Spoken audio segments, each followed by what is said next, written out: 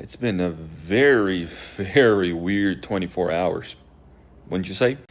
First, somebody loses their life. Second, school shooting.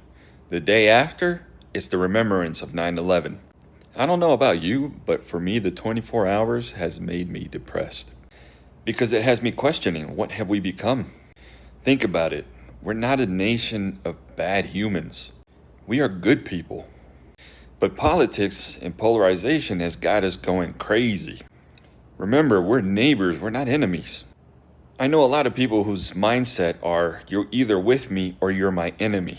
And that's a very, very dangerous mindset to have. That is a polarized, one track mind that just leads to problems. And the best way to fix it is to compromise, to communicate, to talk, to be human, to use humanity to get to something that, even if you don't fully agree with it, but you can tolerate it, at least it is for the good of everybody. Then I can agree with it and you can agree with it. We both agree with it. You didn't lose anything because everything that you wanted is in this agreement. The only thing is that it's been slightly altered so it can have what I agree with as well. Doesn't have to be who's the macho, whose chest can puff out the strongest. Doesn't have to be about who's more powerful, who has more weapons. You see where I'm going with this. We can all take a breath, relax, and talk. Agree to disagree and still be friends.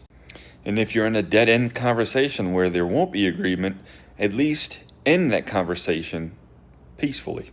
But don't let your conversation dictate how you see the other person as a person. Because in a country of freedom of speech, people can have their opinions, people can have their voice, say what they want, regardless of how you feel. Yes, the First Amendment does have some restriction of speech, and that's usually insightful things and things that will really rile people up and that offer no value. Yes, it does have those restrictions, but for the most part, a lot of the speech, regardless of how people feel, it's freedom of speech. And just because we feel a certain way doesn't mean that we have to go to the extreme and take lives. There are a billion of positive ways to get things done. There are millions of constructive ways to get things done. So if you made it this far, I ask you, what can we do that can be positive and constructive and can get a positive result? If any of this made sense to you.